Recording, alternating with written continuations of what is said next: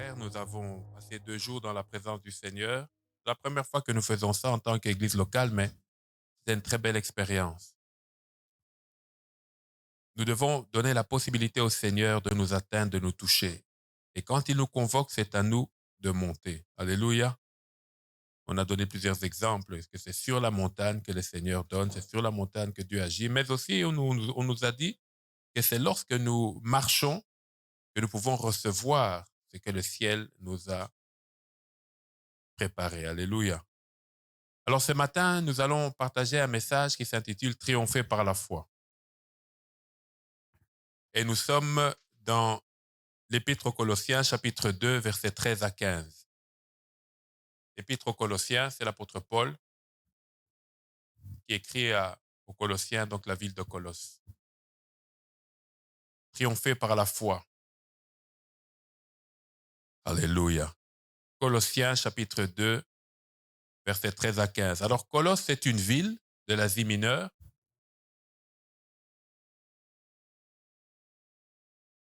Là où Paul et Barnabas sont venus d'Antioche pour faire la mission. Ils sont arrivés en Asie mineure. Il y a plusieurs villes connues.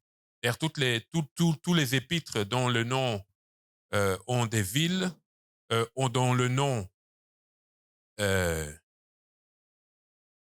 qui ont pour nom des villes, par exemple Éphèse et Épître aux Éphésiens, sont les membres des Éphésiens. Ce sont les habitants d'Éphèse, pardon. Colosse, Philippe, alléluia, Galate. Donc ici, Paul écrit aux Colossiens. Ce n'est pas Paul qui a implanté l'église qui s'est trouvé à Colosse. C'est un de ses disciples qui s'appelait Épaphras. J'aimerais souligner ici que le leadership selon Dieu, ce n'est pas par rapport à une hiérarchie que les hommes mettent. C'est par rapport à ce que Dieu prévoit. Imaginez-vous, Paul écrit à Colosse parce qu'il était connu dans la région comme l'apôtre, mais ce n'est pas lui qui a implanté l'église de Colosse, c'est Épaphras. Mais Épaphras arrive vers Paul et lui donne les nouvelles de Colosse. Et Paul écrit à Colosse. Alléluia. Alors, Colosse est une grande ville dans l'Asie mineure avec beaucoup de très bruyante, très, très active, où beaucoup de gens passaient, très riche aussi. Colosse c'est c'est une ville qui est à côté de celle de Laodicée. Vous voyez les 7 lettres aux églises d'Apocalypse, ce sont de véritables lettres qui sont adressées à ces villes-là.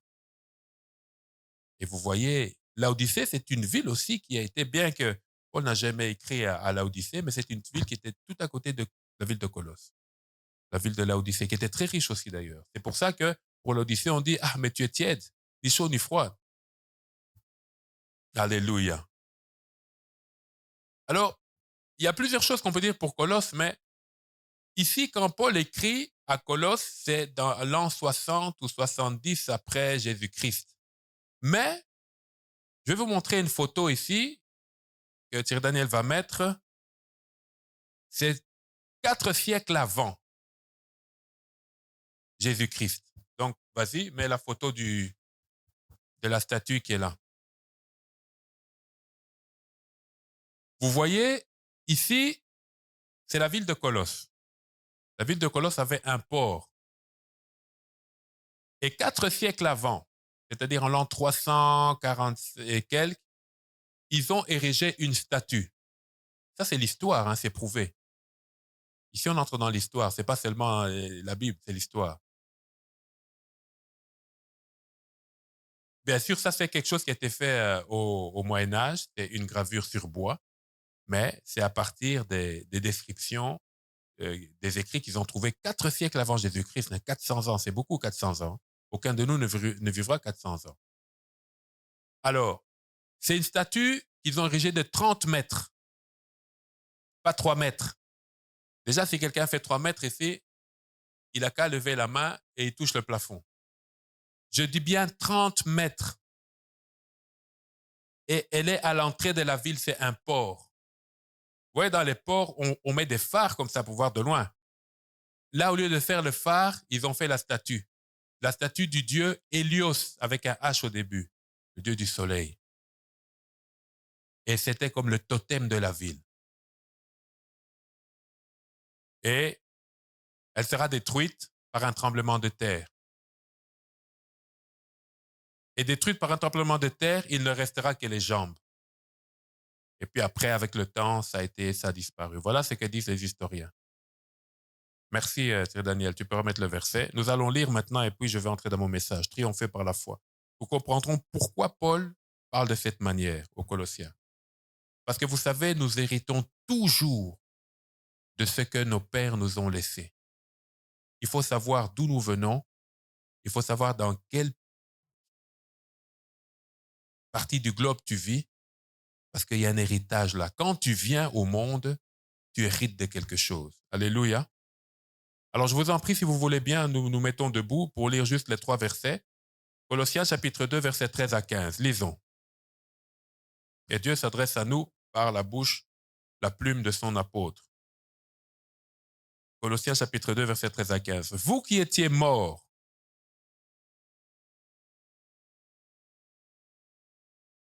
par vos offenses et par l'incirconcision de votre chair, il, donc Jésus-Christ, il vous a rendu à la vie avec lui en nous faisant grâce pour toutes nos offenses. Ça, c'est le premier point. Deuxième point, verset 14. Il, c'est Jésus encore. Il a effacé l'acte dont les ordonnances nous condamnaient et qui subsistait contre nous. Et il l'a détruit en le clouant à la croix. Et enfin, la troisième chose que l'apôtre Paul dit, il, Jésus-Christ, il a dépouillé les dominations et les autorités et les a livrées publiquement en spectacle en triomphant d'elles par la croix. Amen. Alors, comme vous l'avez vu ici, je vous en prie, pourquoi j'ai montré la photo là? La photo, je vous en prie, hein, on a fini, vous pouvez vous asseoir. La photo, l'image qu'on a vue, c'est ce qu'on appelle le colosse de Rhodes. Alors, aujourd'hui, dans la langue française, quand on dit « Ah, c'est un colosse », c'est-à-dire quelqu'un qui est grand et fort, c'est de là que ça vient. C'est un colosse. Mais ce n'était pas qu'une statue. Elle représentait le dieu Hélios, le lieu du soleil. Et quand les bateaux venaient de loin, ils tenaient la flamme là et la flamme était allumée et on voyait qu'ils venaient. C'est tout un message. Colosse, depuis ce temps-là, et même avant, et jusqu'au temps de Paul, c'était une ville qui était imprégnée de beaucoup de religions, beaucoup de dieux, beaucoup de choses au fait des ténèbres, il faut dire en peu de mots. Et tout était concentré sur cette ville qui recevait beaucoup de gens, beaucoup d'allers-retours, beaucoup de bateaux, beaucoup de visiteurs, et il y avait des personnes qui venaient de tout lieu avec leur Dieu, et c'était un foisonnement où il y avait beaucoup de forces spirituelles négatives.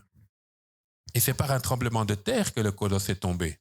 Des fois, il faut que Dieu intervienne lui-même, parce qu'il y a des géants qui sont tellement géants qu'il faut que Dieu intervienne lui-même. C'est pour ça qu'il dit que pour cette sorte de démons, il n'y a que le jeûne et la prière qui fonctionnent. Pas la louange, non.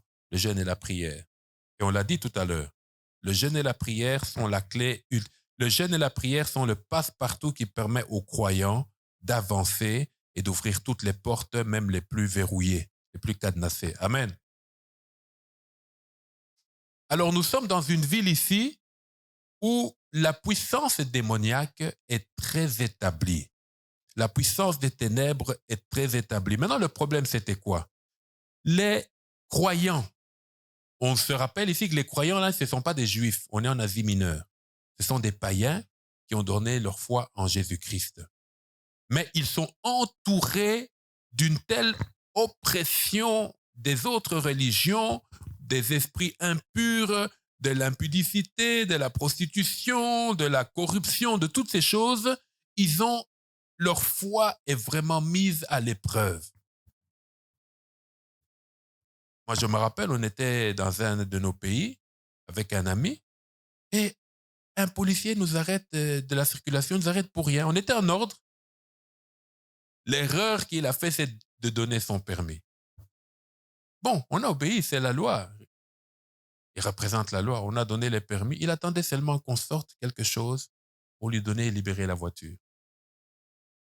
On a attendu.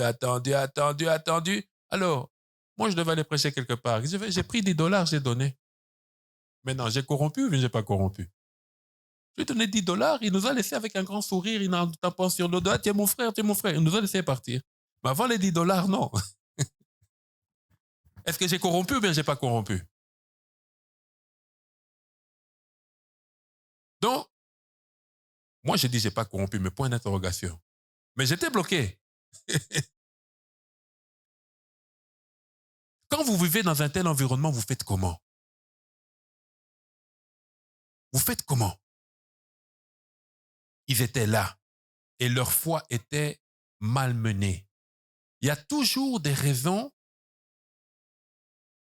qui feront que, à tort ou à raison, notre foi peut être malmenée. Ou bien parce que nous nous sommes exposés à des choses, ou bien parce qu'on est vraiment dans un environnement difficile et on a du mal à s'équilibrer pour servir Jésus-Christ, pour marcher avec lui. Alors l'apôtre Paul, quand Épaphras, son disciple, arrive, Épaphras lui donne le rapport. Et Paul écrit. Paul a écrit beaucoup de lettres. Il n'y a pas que ces lettres, il y a des lettres qui se sont perdues. Par exemple, dans le livre de Corinthiens, il y a une lettre qui s'est perdue. Parce que Paul parle de 3 lettres. Quand vous lisez les 2 livres de Corinthiens, mais on n'en a que 2. Peut-être qu'il a écrit aussi à Laodicée, peut-être qu'il a écrit aussi à je ne sais pas quelle église, mais toujours est-il que Paul écrit. Et il dit beaucoup de choses. Mais Paul se rappelle de l'histoire de cette ville. Et cette ville, 400 ans avant, avait déjà mis un totem, un géant. C'était pour dire que ici, la foi chrétienne ne passe pas. Ici, c'est où tu sers Hélios, où tu sers tel et tel dieu païen, où ça ne passe pas, où tu n'es pas béni. Alors, au verset 13, 14 et 15, Paul rappelle seulement 3 choses que je vais nous rappeler aussi. La première chose, il dit, au verset 13, « Vous qui étiez morts par vos offenses et par l'incirconcision de votre chair, il vous a rendus à la vie avec lui en nous faisant grâce pour toutes nos offenses. » Ça, c'est le pardon d'abord. Il faut savoir que le pardon de Christ est un pardon établi, signé au ciel, et rien ne peut l'altérer. Il nous rappelle que nous étions morts à cause de quoi? Nos offenses. Offense, c'est-à-dire, quand on offense Dieu, c'est-à-dire on le blesse. On lui manque d'honneur, on lui manque de référence et de déférence. On pêche quoi? Donc vous qui étiez pécheurs, morts à cause du péché, mais deuxième chose aussi, à cause de l'incirconcision de votre chair. Que veut dire l'incirconcision de votre chair? La circoncision, c'était lorsque Dieu a établi son alliance avec les tables de la loi, avec le peuple juif, il a demandé aux Juifs, à tout mâle juif, de se faire circoncire, c'est-à-dire on coupe le prépuce de l'appareil génital. Le prépuce, c'est la petite peau là qui est devant. Je sais qu'en Afrique, on fait souvent ça par manière du point de vue hygiénique, mais le Seigneur avait demandé ça. Peut-être aussi pour des raisons hygiéniques, mais aussi pour, comment dirais-je, que ce soit la marque de l'alliance. Au fait, l'alliance doit toujours avoir un signe, et l'alliance avec Dieu du temps de Moïse, donc l'alliance de la loi, il y avait un signe charnel. Et d'ailleurs, en 40-45, quand les nazis poursuivaient les Juifs, ils regardaient seulement ceux qui étaient circoncis. Et ceux qui avaient le malheur d'avoir été circoncis sans avoir été juifs, on les prenait aussi. Amen. Alors, la circoncision de notre cœur, c'est lorsque Dieu prend son scalpel, dans le scalpel, le couteau des chirurgiens, et déchire notre âme. Parce que cœur ou âme, c'est synonyme dans la parole de Dieu. Il déchire notre âme afin que la lumière de l'esprit puisse nous illuminer, nous éclairer.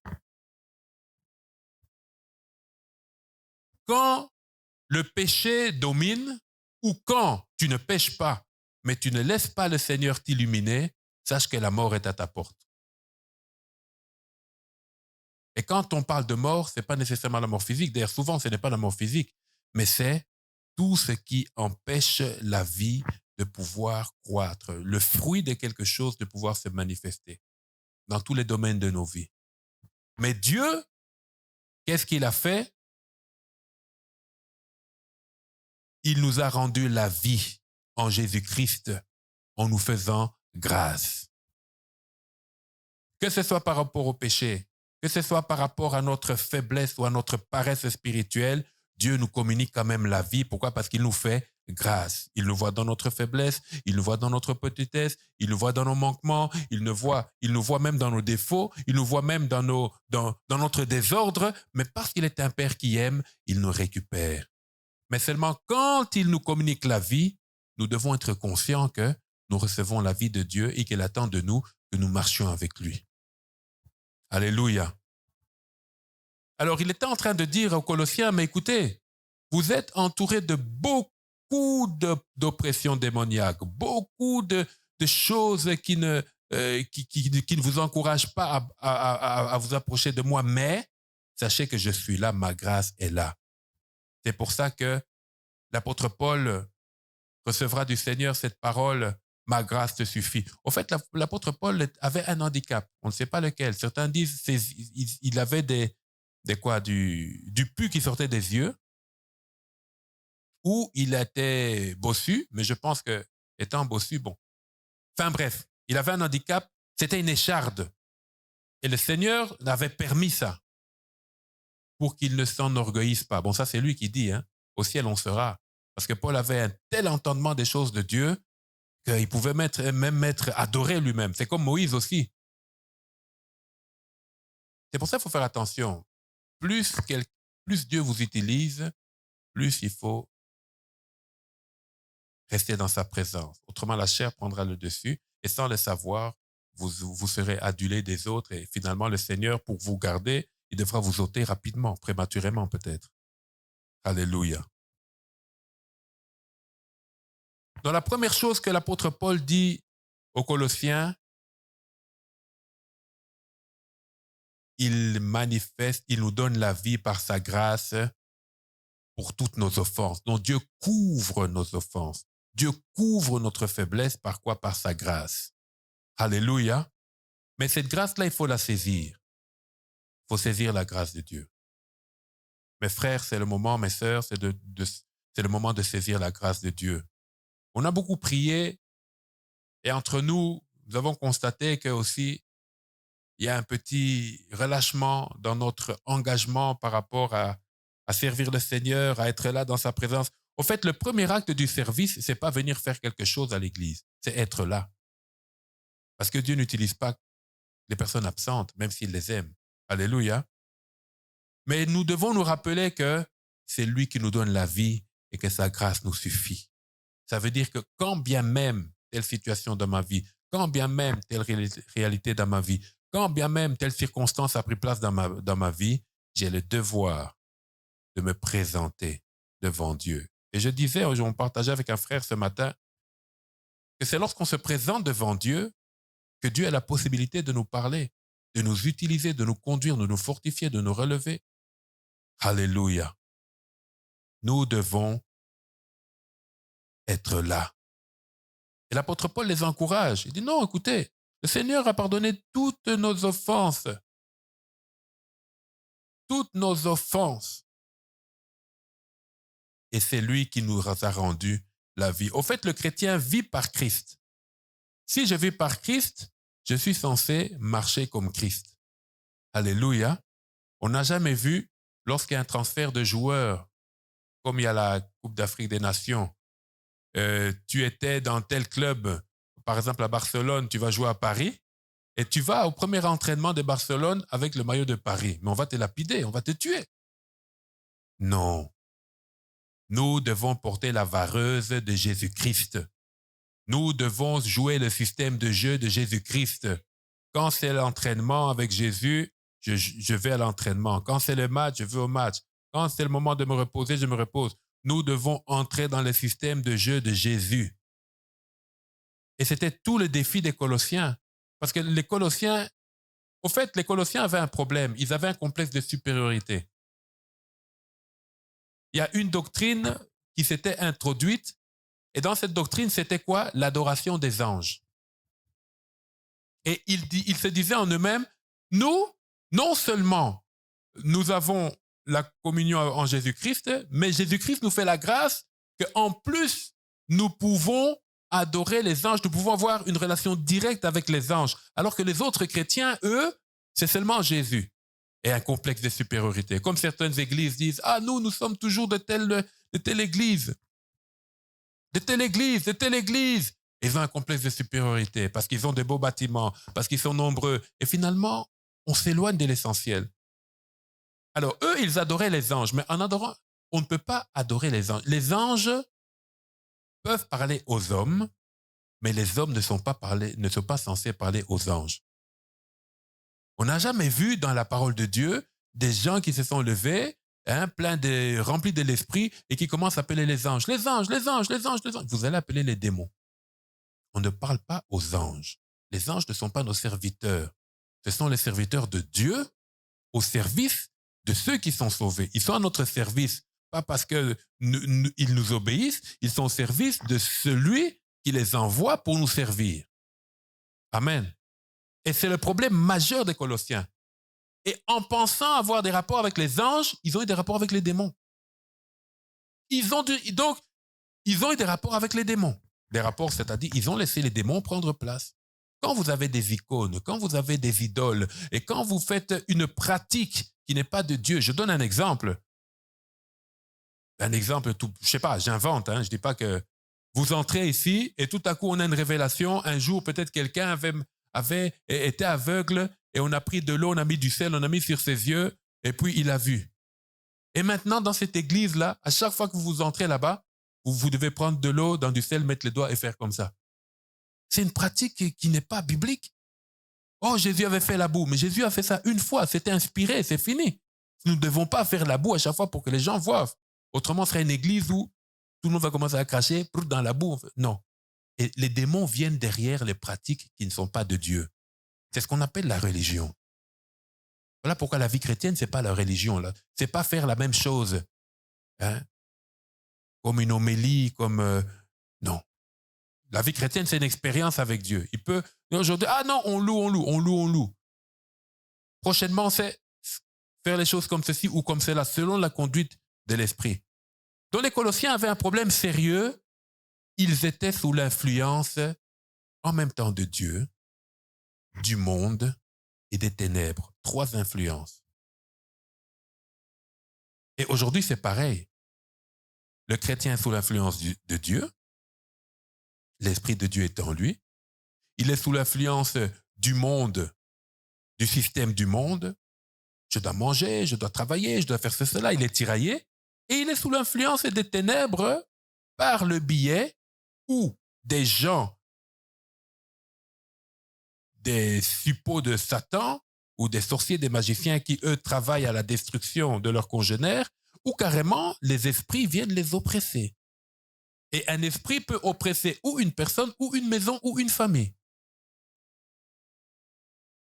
Alléluia. Et l'apôtre Paul nous dit, attention, il nous a fait grâce de toutes nos offenses et de l'incirconcision de notre chair. Et pour terminer ce premier point, là où c'est facile pour le croyant, c'est de dire, ah, je suis délivré, je suis sauvé du péché. Mais là où nous devons faire attention, c'est la circoncision de notre chair, de notre âme. Notre chair, c'est le vieil homme. Mais moi, je vais plus loin. Je dis que notre âme doit être sous l'influence du Saint-Esprit, illuminée par l'Esprit. L'illumination, c'est quand le Saint-Esprit éclaire dans ton fond intérieur, il éclaire ton âme. Et tu vois les choses telles que Dieu les voit. Mais la seule manière d'être illuminé par le Seigneur, c'est de s'exposer à la lumière de la parole. Alléluia. C'était le premier problème des Colossiens. Ils devaient prendre Jésus comme soutien, comme appui, comme refuge, comme forteresse, comme médicament, comme tout ce qu'on veut. Jésus, Jésus, Jésus, Jésus. Tu es malade, tu prends de là, Jésus missine. Alléluia. Tu n'as pas de carburant, tu mets du pétro-Jésus. Alléluia. Et c'est ce qui se passe aujourd'hui. Nous sommes tellement tiraillés par la réalité dans laquelle nous sommes que nous nous détachons nous-mêmes volontairement de l'essentiel, c'est-à-dire de la communion avec Dieu. Et il faut maintenant que quelqu'un d'autre, le pasteur ou un frère ou une sœur, vienne nous prendre. Et ça, c'est normal, parce qu'on doit se chercher les uns les autres. Mais avant de se chercher les uns les autres, on peut s'assurer soi-même, comme David a dit, l'Éternel est mon berger, je ne manquerai de rien. Où est mon berger? Il est là devant, la brebis va. Est-ce qu'il va à gauche? Je vais à gauche. À droite? À droite. Ça, c'est le rôle de la brebis. La deuxième chose que l'apôtre Paul dit, il dit au verset 14,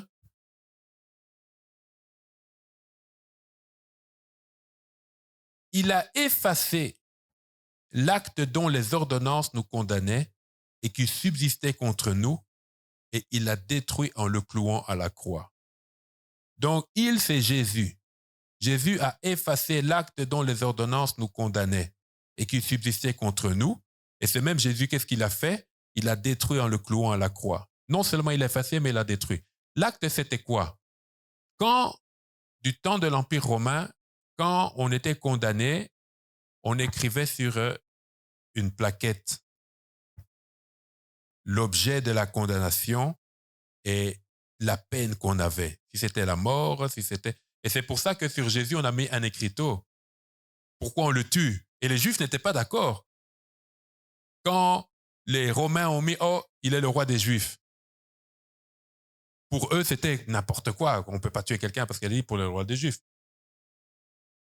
Et les Juifs ont dit « Oh non, ne mettez pas ça ». Il a dit « Non, non, non, non, ce qui est écrit est écrit. Vous avez choisi Barabbas à la place de Jésus, mais lui, il ne meurt pas parce qu'il a volé, parce qu'il a tué, ou bien parce qu'il a insulté César, non. Or, celui que vous avez pris à sa place, il a tué un Romain, c'est lui qui devait mourir. Il meurt parce que c'est vous qui nous avez dit qu'il est le roi des Juifs, que vous n'êtes pas d'accord parce qu'il a dit qu'il est le roi des Juifs. Donc, il meurt parce qu'il est le roi des Juifs. Donc, les Romains ont confirmé que Jésus était le roi des Juifs. Et ça a énervé les pharisiens et les sadducéens et les lévites. Donc, quand quelqu'un était condamné, on prenait une tablette, on écrivait sa peine, le pourquoi de sa peine et de sa condamnation et quelle était sa peine. 2 ans, 3 ans, 5 ans de prison, fouet ou quoi que ce soit. Il y avait toujours une tablette. Toujours. Et quand la personne avait payé la peine, qu'est-ce qu'on faisait? On effaçait. C'est tout. On ne détruisait pas la tablette parce que ça allait servir pour quelqu'un d'autre. C'était le matériel de l'Empire romain. Mais Jésus, qu'est-ce qu'il a fait? Quand il est monté à la croix, il a effacé l'acte. L'acte, c'est le document juridique. Donc, quoi, les ordonnances nous condamnaient. Donc, tous les points. Voilà. Il est condamné parce qu'il a cassé la voiture. Et puis, après, il a fui. Et non seulement il a fui, mais il a aussi fait ceci. Et puis, vous voyez, plusieurs chefs d'accusation. Jésus à la croix, qu'est-ce qu'il a fait? Il a effacé l'acte avec tous les points là. Finalement, pour nous qui devions être condamnés à sa place, s'il fallait montrer une tablette, elle allait être vierge. Mais il y aurait encore possibilité que nous soyons condamnés. Alors Jésus a dit non, non, non, non. Non seulement j'efface tout, mais je vais rendre leur condamnation impossible.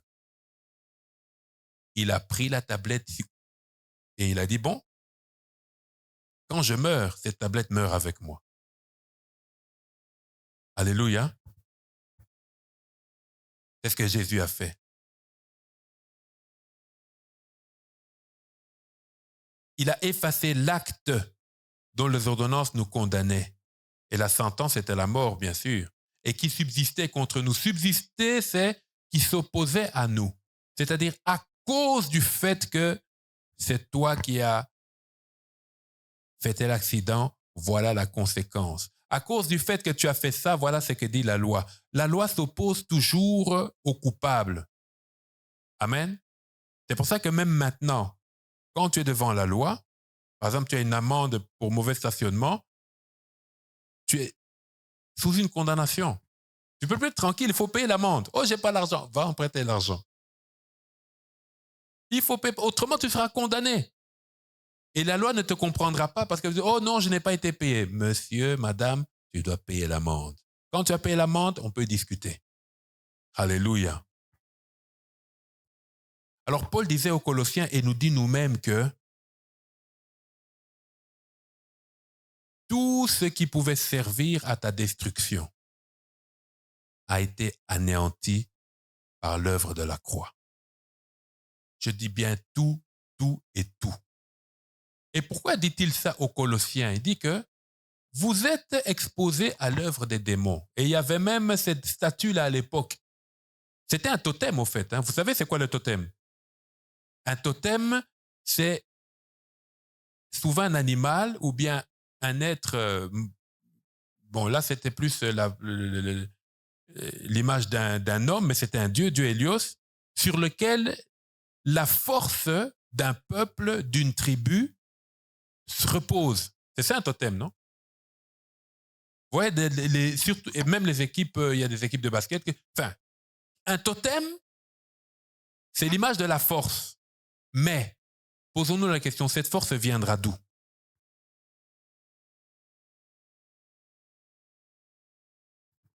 C'est pour ça que la foi chrétienne ne nous encourage pas à avoir des totems. Si on a, si des nations ont des totems, tout ça, par tradition, on respecte cela, et c'est bien.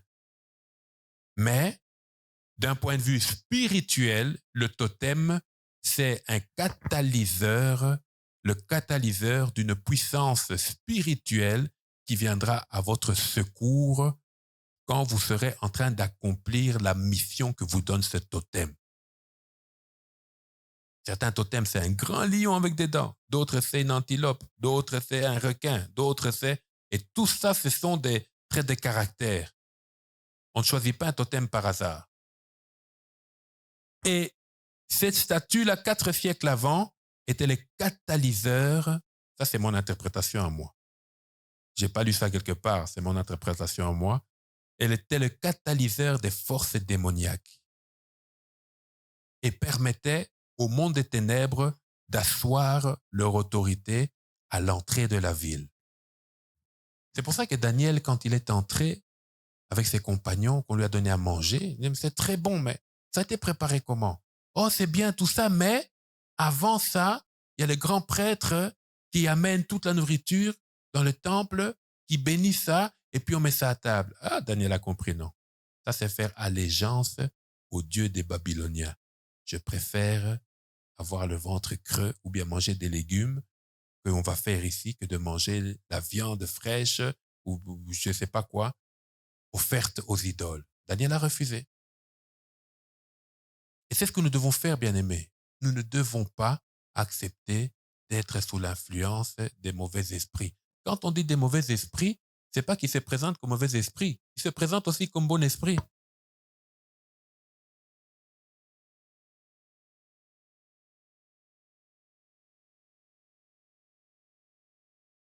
Jésus, qu'est-ce qu'il a fait? Il a détruit. Mais comment? En le clouant à la croix. C'est-à-dire, il a pris toute cette condamnation, ces ordonnances, il a montré ses mains et on a cloué ses mains. Alléluia. J'étais content, je voyais un documentaire sur Internet, un scientifique qui disait, bon, c'est un fait que Jésus a existé, qu'il a vraiment été crucifié. Et puis il est passé comme ça. Et personne n'a discuté. Ils étaient entre scientifiques. Et c'est un fait que Jésus a vraiment existé et ça a été prouvé. Et à partir de ce qu'il a dit, il a développé maintenant son raisonnement. Un scientifique, il n'y avait pas de Bible dans leur débat. Et personne n'a discuté. Bien aimé, c'est un fait que Jésus a existé et qu'il a été cloué, qu'il a été crucifié. C'est un fait, c'est connu. Ça, ce n'est plus... Il y a tellement de preuves que ne pas croire, il faut plus de foi pour ne pas croire que pour croire. Alléluia. Et je dis ça pour nous rassurer que effectivement, Jésus a tout détruit à la croix. Il faut faire attention. Si nous qui sommes de la lumière, nous nous exposons aux ténèbres, les ténèbres ne nous laisseront pas tranquilles. ce que je dois faire, je dois militer pour Jésus. Bon, imaginons, on entre dans un parti politique. Je ne connais pas trop les partis politiques d'ici. Allez, on invente un parti politique. Les quoi? Les quoi? Longueuil pour tous. Hein? Le président, allez, Kenan président. Allez, on entre maintenant dedans. Ah, on a réunion. Pouf.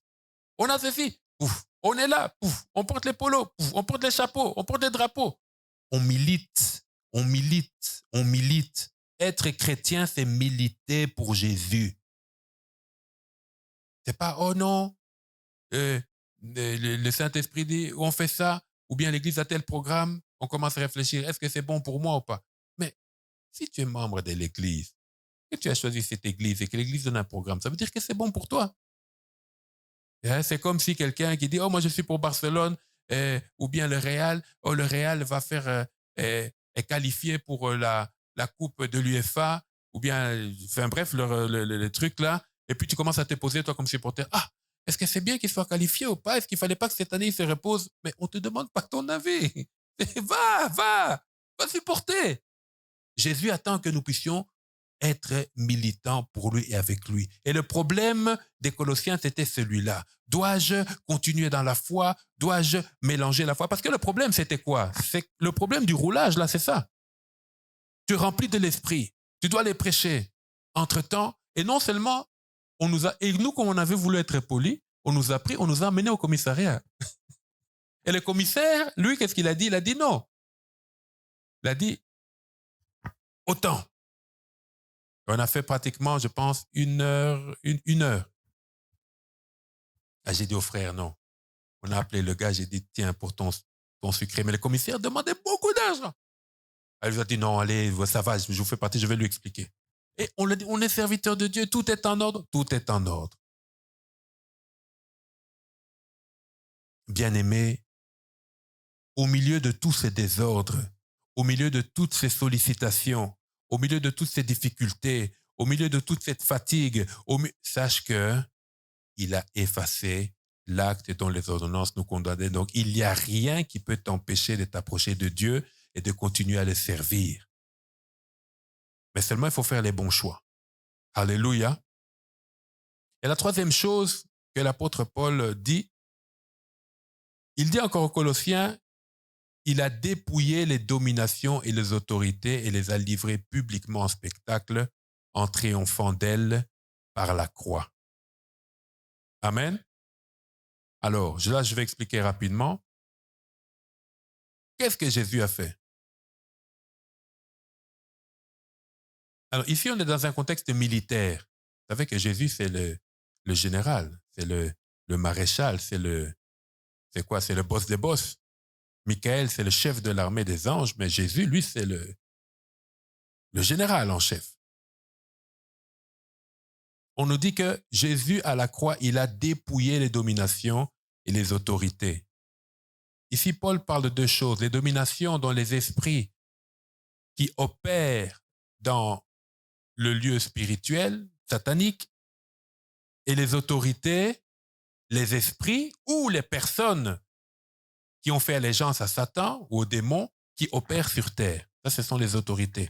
Les dominations, ce sont les esprits qui, on l'avait vu, je pense, il y a quelques jours, les esprits qui opèrent dans le monde de Satan. Le monde de Satan, c'est un monde qui est sur nos têtes, pas sous nos pieds. Peut-être sous nos pieds, ça, je ne sais pas. Mais il est sur nos têtes. Il y a le troisième ciel, là où Dieu est, un endroit inaccessible, mais que l'apôtre Paul a pu voir. Mais il a vu des choses qu'il ne peut pas expliquer parce que l'intelligence humaine ne peut pas concevoir ça. Ensuite, il y a le monde angélique, où sont les anges, ils montent, ils descendent, ils font. Et puis, il y a le monde de Satan. Le premier ciel, on va appeler ça comme ça. Quand Satan a été précipité sur terre, c'est pas seulement la terre, le sol, mais la terre, il y a la matière, et puis il y a l'atmosphère, et puis il y a la stratosphère, il y a la ionosphère, jusqu'à ce qu'on arrive dans l'espace. C'est ça la terre. Et Satan était précipité là. Quand Satan a été précipité, il n'avait pas un corps charnel. Est-ce que vous suivez? C'était des esprits.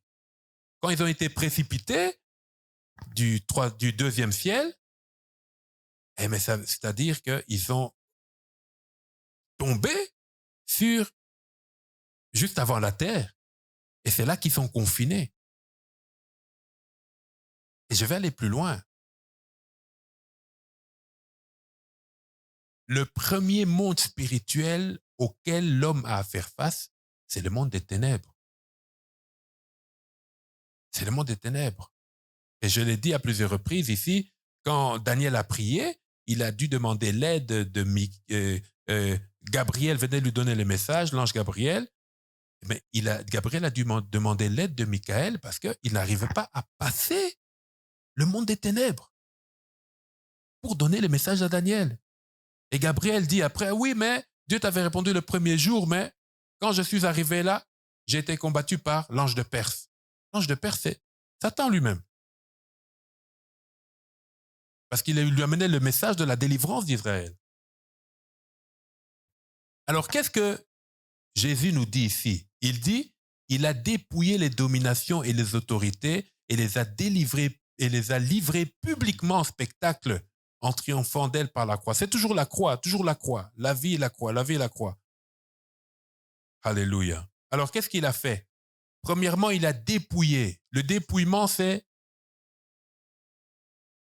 lorsque vous avez un officier qui a commis une erreur, on l'amène devant tout le bataillon et on le dégrade.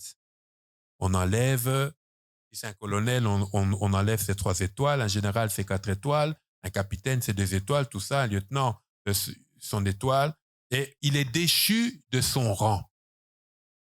Amen. Alors ici, nous pouvons comprendre que quand Satan était tombé avec tous ses anges, il n'avait pas encore été dépouillé. Il avait été précipité. Il fallait l'acte de la croix pour que Jésus lui-même vienne lui enlever maintenant tous ses grades. Est-ce que vous me suivez?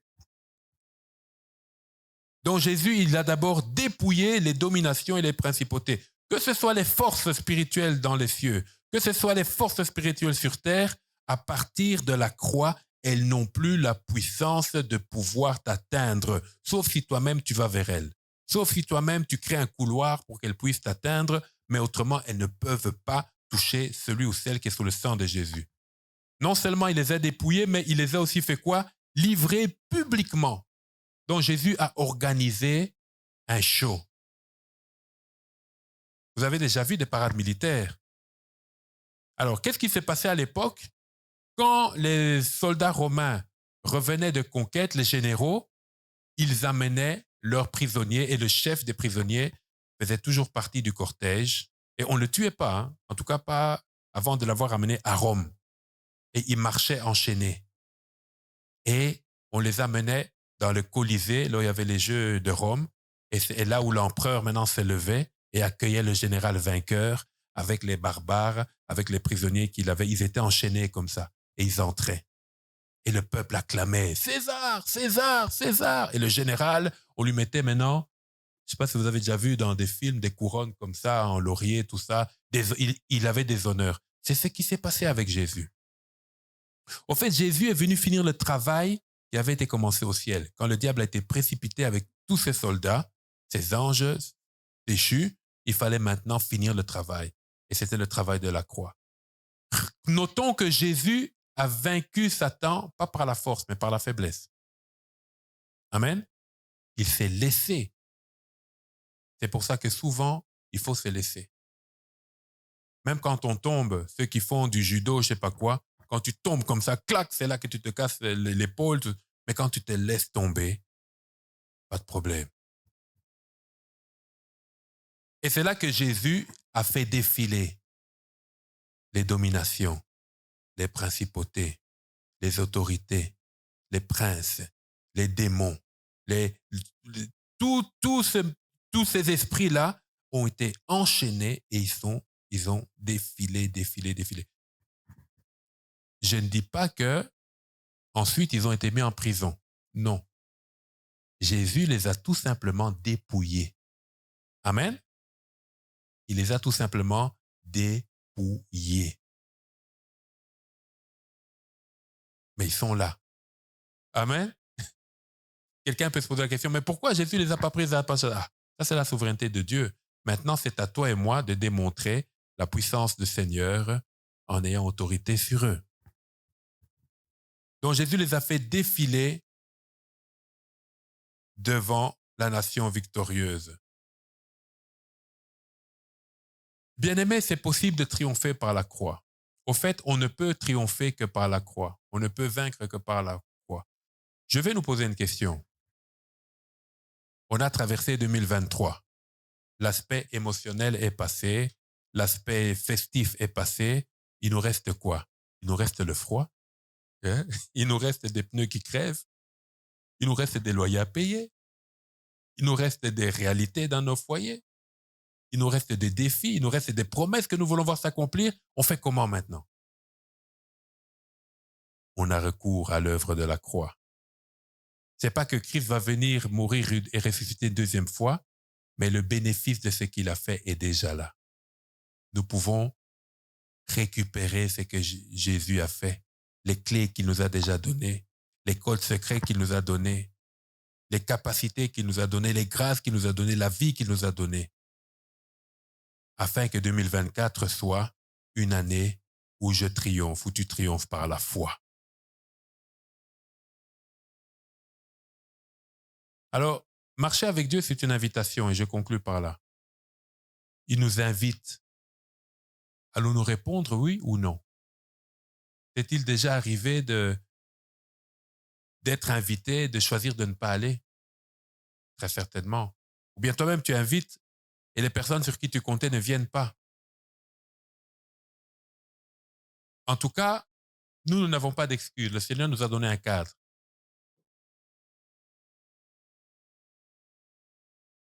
Si je ne viens pas, c'est que j'ai mes raisons, mais ta raison est-elle raison devant Dieu? J'aimerais nous amener à un évangile pratique. C'est pas comme certains des personnes qui prient peut-être dans l'église catholique, c'est eux qui disent plus ça. Je suis catholique, mais pas pratiquant. On ne peut pas être croyant et ne pas être pratiquant. C'est pas possible. Je me rappelle, il y avait une image pendant que l'État islamique, si vous vous rappelez, il y a 4 ans, hein, quand Daesh faisait toujours, ils ont filmé quelque chose. 2 jeunes soldats de l'État islamique, ils ont arrêté un camion. Et c'était filmé, hein, on a vu ça à la télé. Ils descendent, les 2 chauffeurs, des musulmans, hein, ils leur demandent, un bon musulman doit prier combien de fois par jour?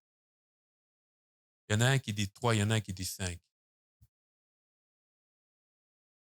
Celui qui a dit 5, on l'a laissé partir. Comme une blague, hein? Celui qui a dit 3, on l'a mis à genoux. Il fait tes prières. Paf, une balle dans la nuque, il est mort. Ça, c'est la charia. Je ne vais pas trop commenter dessus.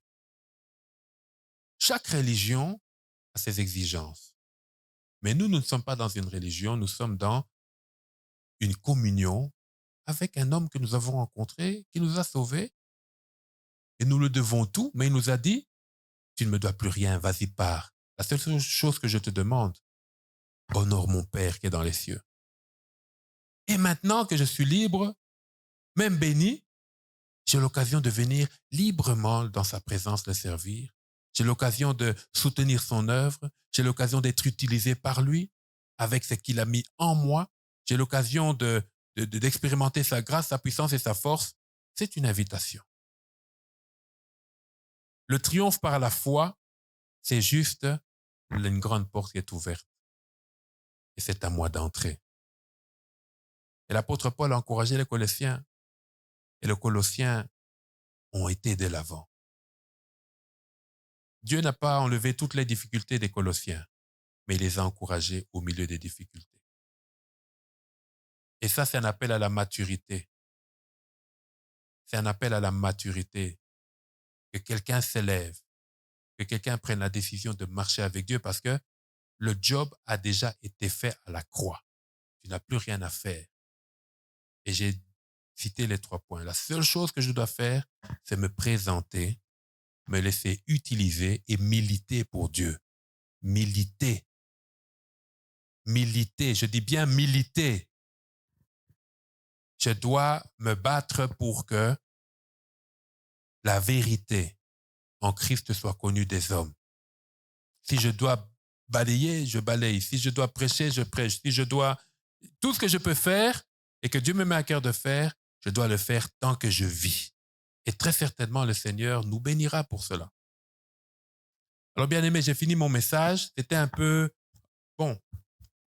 un peu académique, je ne sais pas quoi, mais c'est ce que j'avais à cœur de prêcher ce matin.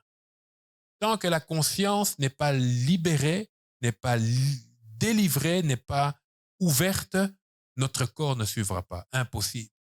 Imaginez-vous, vous êtes là, très fatigué. Vous recevez une bonne nouvelle. Hé, tu étais engagé. La fatigue part, hein? Pourquoi? C'est l'âme. Imaginez-vous, vous êtes en très bonne santé, très bien tout ça. Vous apprenez que, et tu dois savoir que pendant que tu dormais, on a embouti ta nouvelle voiture. Et toi aussi, tu n'as pas eu le temps de faire l'assurance parce qu'on a laissé la voiture là-bas. Fini la voiture. Tu peux tomber malade. Hein? Tu as des maux de tête, tu ne sais pas d'où ça vient. Pourquoi le corps réagit comme ça? C'est l'âme. Dans l'âme, il y a la conscience. Il y a la conscience. La conscience, c'est savoir ce qui se passe.